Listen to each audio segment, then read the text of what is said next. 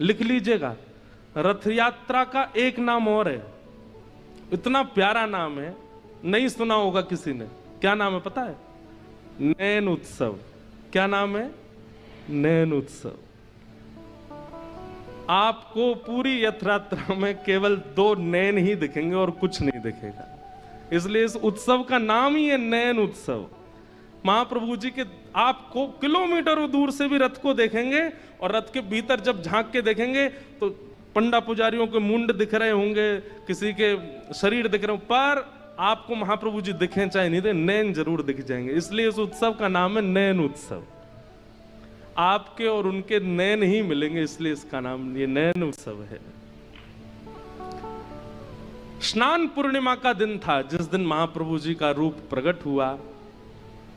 कलशों से स्नान कराया गया। ठाकुर जी बीमार पड़ गए, स्नान करते ही ठाकुर जी बीमार हो गए।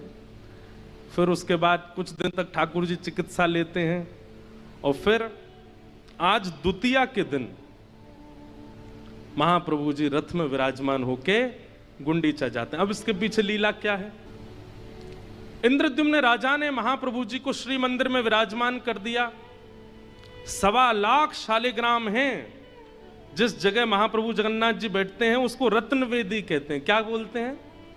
रत्नवेदी। जहां ठाकुर जी आज जाके बैठेंगे उसको कहते हैं जन्मवेदी, और जहां महाप्रभु जी बैठते हैं उसको कहते हैं रत्नवेदी।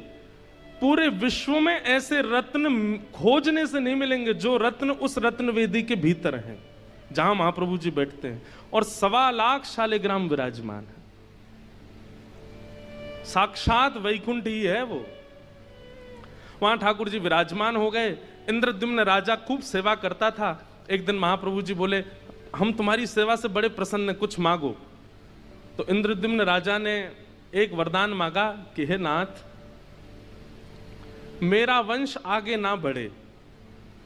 एक और बात, इंद्रद्युम्न राजा ने राज पदवी को त्याग पत्र दे दिया, अपनी राज पदवी भी छोड़ दी, महाप्रभु की सेवा में लग गए।